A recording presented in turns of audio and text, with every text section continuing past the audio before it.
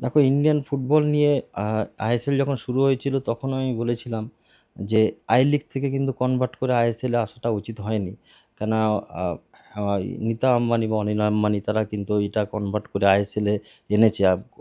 ইন্ডিয়াতে নতুন একটা লিগ চালু করেছে। এখন যদি ওরা যদি হাত তুলে দেয়, তাহলে কিন্তু আমাদেরকে আই লিগেই খেলতে হবে।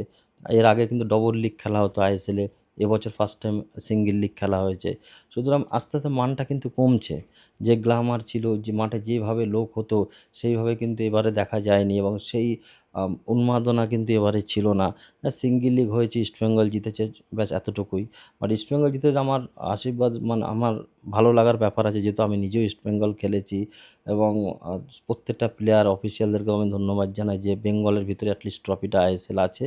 বাট আলটিমেট যদি দেখা যায়, কিন্তু আইএসএল ভবিষ্যৎ খুব ভালো না, এবং আইএসএল কতদিন টানতে পারবে, এআইএফএফ কতদিন এটা ধরে রাখতে পারবে, সেটা কিন্তু একটা কোশ্চেন মার্ক।